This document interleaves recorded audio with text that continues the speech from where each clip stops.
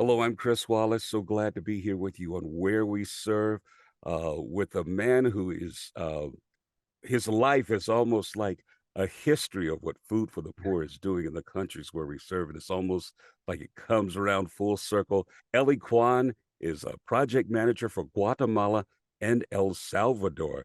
First of all, your name, Kuan, not a traditionally Spanish sounding name, but you are a native of Guatemala where we serve. Yes, yes. Thank you, Chris. I was born here in Guatemala on the Western Highlands near Mexico. My mother is Guatemalan and my father is from Taiwan. So that's where I got that one. Yeah. And your father actually works with a current partner of Food for the Poor, the ICDF in Taiwan. That's yes, that's correct. So for many years he is now retired, but he worked with ICDF for I believe over 3 decades. So his first deployment was to come to Guatemala during the Civil War, and he did a wonderful job here working with animal husbandry. That's what he was specialized in, and then he moved around quite a lot to different countries. And he is my example, and I'm very proud to call myself his son, and I learned from him a lot. Hmm. And it doesn't just stop there because ICDF, for a lot of folks who don't know, they help supply rather uh, a lot of the rice that we provide for Haiti, where you spent 2 years, I understand. Yes, that's right. So I lived in Haiti for a little bit over 2 years, almost 2 years and a half, and I loved it. I loved the experience of working in Haiti. It was a challenge. I learned a lot. I really grew as a person and as a professional. I got to see the need. I got to see the how projects work in the field, and just Haiti teaches you a lot about about life, about everything, not only about what we do, but also how to cherish basic things such as having electricity and water. I think I became aware of how thankful we should be about everything that we have. The small things matter, and I think that experience really uh, made me a better person. Wow. Well, I tell you, you're doing some great work in Guatemala, where you're back home now. You have all this knowledge now, and specifically in Haiti. Um, it helped you see malnutrition and food insecurity in a whole different light. No, definitely. Like you said, Chris, being in Haiti really opened up my eyes to different forms of poverty and different ways of, implementing different strategies to fight against, malnutrition. It's just one of them, but also water and development as a whole. So, yeah, coming back home to me was very important. I am happy to be here and be able to help my people, my country. Guatemala has many challenges. It's a country that suffered a lot. In 1996, we signed the peace treaty. We had a very long civil war, 36 years of a civil war. Really, people had to flee from their homeland, go to different communities. The infrastructure was devastated. So it's a country that's still recovering. Almost 3 decades after, we're still recovering from that civil war, and there's still much to do. There's a lot of wounds that need to heal, and but just being able to be home and work for the communities, for the poor people, it's a blessing, and I'm very grateful for the opportunity. Mhm. Now, another one of the things that hampers the development of Guatemala is you have natural disasters and food insecurity happening at the same time. Yeah, sadly, Guatemala is a beautiful country, but we got natural disasters quite often. I would say on a yearly basis. Rainy seasons could become landslide, could become floods. We got hurricane seasons that could be devastating for crops, for the whole country. We've had large hurricanes. Uh, just to give you an example, we got the Mitch hurricane a couple of decades ago that really destroyed our country. And this happens on a yearly basis. And we're a very vulnerable country. We really need to work towards the resilience of our communities to make face against these disasters. And like you said, food, insecurity, malnutrition in Guatemala. This is just a terrible reality that we face constantly, and people suffer from it, and there are different types of malnutrition and food insecurity, and we have different strategies that we try to implement to support these families and uh, allow them to become resilient into against food insecurity, so they're able to be well fed, to be well nourished, and to be sustainable in that regard. Because just to give you an example, we're implementing a project in which we're building 700 family gardens. So we're providing the technical support, we're providing the seeds, and the whole idea is for them to complement their daily diets with availability of vegetables at home, so they don't have to use their daily income to go to a local market and buy the vegetables when they're able to harvest them by themselves. Wow, teaching them to be sustainable, an amazing thing. We're talking with Kuan. He is project manager for Guatemala and El Salvador, one of the great countries where we serve. And again, if you'd like to find out more, go to our website, foodforthepoor.org. Click on the tab that says where we serve. And if you zoom in just a little bit there to Central America, you'll see the Guatemalan flag, and find out more about the great work that Kuan and his team there are doing with some great partners there. The Order of Malta, Caritas, Spain, and who else are we working with there? Right. So we're currently working with Caritas Arquidiocesana, which has been a long-standing partner of Food for the Poor, over 30 years of relationship with. We also work with the Order of Malta, in which we have a similar amount of years working with. And recently we started working with Caritas Spain and the National Caritas here in Guatemala, in which we have a very wonderful food security project in the eastern part of the country. Wow. And it's so great to know that we don't have to know everything when we go there. Well, you probably know everything because you grew up there in Guatemala and have a family who's been heavily involved there. But one of the subjects that we're really learning a lot more about it is food insecurity and malnutrition. What are some of the basic things that we understand? Well, let me rephrase it this way. It's not just not having enough food, as we've talked about before. It's not having enough of the right food. How can that be just as deadly as starving?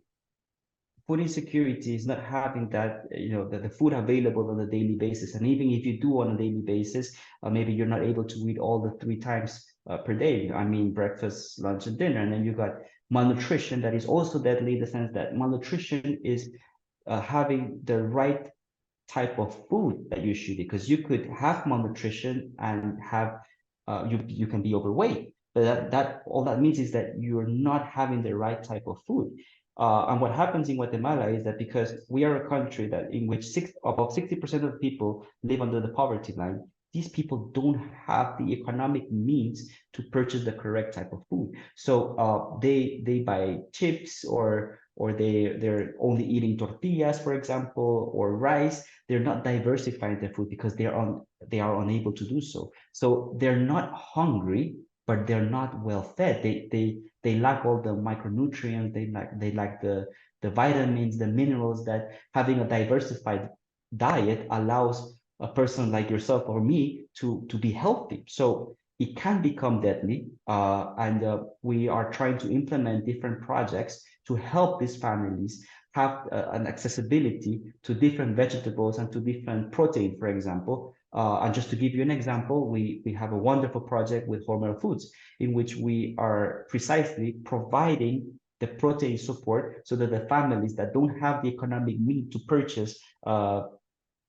proteins such as meat, for example, or eggs, we provide them with spamming, which is protein support, so that they're able to complement to their daily diet with the local vegetables they're able to purchase and or grow. So this is just one of the examples we have in that regard. And they're not just eating it out of the can. They're making it really No, tasty when some tasty dishes yes, with it. But yes. I had the experience of looking at the way they adapt the spamming to their daily traditional meals. I've seen them do tamales with with the spammy. I see them adapted into, local foods such as the tostada, which is a fried tortilla in which they put the spammy on top and they eat it. Mm, They've made also noodles with the spammy. So it's just, the way the beneficiaries are able to adapt this food and not just only eat it from the can. It's just wonderful to see how they're able to adapt it and just, if I may, have fun with it. They're able to adapt, combine it with local vegetables and food. yeah. So don't knock it unless you had it in a tortilla. It's, I'm getting off track and getting hungry here. So let's talk about some of the sustainability projects there. That's not only giving them a way out of malnutrition, food insecurity, but out of desperate poverty in general. How is that working with these new projects you have there? And right now we're working on projects named Sustainable Community Development. Right now we are working on several communities here in Guatemala. One of them is a community that's very famous for us in Food for the Poor, which is El Tablón. And we've done great work there. We've built houses. We're currently building a water distribution system.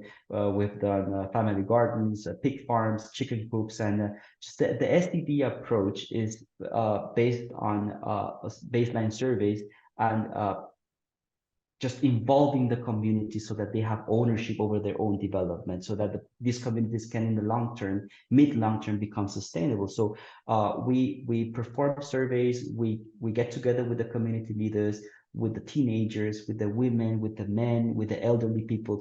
So they tell us about their community, what assets they have, what are their needs, and then we sit down with the community and come up with project proposals so that this long time impact and positive impact and change in these communities. And it's a holistic approach in which we take into consideration education, food security, income generation, water and sanitation. So it's a whole beautiful prioritization of projects based on the community's need that allow us to make better decisions and also generate better projects to, in turn, have long-lasting positive change and impact. Mm. I'm kind of getting the feeling that you enjoy what you're doing.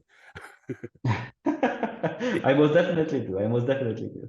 Yeah, this is your home, Ellie, and you're there. You're working with all the passion. What do you dream about for Guatemala in the work that you're doing there and beyond? This is my country, and to me, the work that we do through Food for the Poor and our partners is of utmost importance. These are people that have, for many years, been forgotten, and Food for the Poor is hope, and Food for the Poor brings change. And I think, as a Guatemalan, it means a lot to me because this is a country that suffered a lot, and our government does not have the capacity to help everyone. So this is where Food for the Poor comes in, and we try to help, and I think we're doing a wonderful job. And I want to see my country become developed. I want to see my country, with a lot of people that are not suffering from poverty and are well fed and have accessibility to water and have accessibility to electricity and basic services. Right? Sadly, not all of Guatemalans have the blessing of this benefit, because these basic needs have become a benefit in this country, and that's just wrong. So I want to fight against poverty. I want to continue this work and help as much people as possible. Mm. Well, God bless you, Ellie, you, your family, and the work that you do with our partners there. Can't wait to hear more about great stories like that of Miriam and more great partnerships with Hormel. So thank you so much for all that you do. Thank you, Chris. Mm. And listen, again, don't forget our website, foodforthepoor.org. Where we serve is not just a tab at our website. It's something that we live by, and an opportunity that we want to give you to be a part of this great work, to help uplift those who are downtrodden, discouraged, and don't have access to things many of us take for granted. foodforthepoor.org, and we've got more great stories coming your way in the nations where we serve. Here on our YouTube channel, make sure you like, share, because everyone needs to know about the great work that you are doing. And of course, hit that little bell there so you will be alerted when more new great content comes. Thank you again for all that you do and continue to do. I'm Chris Wallace. God bless you. This has been a production of Food for the Poor, united in God's work.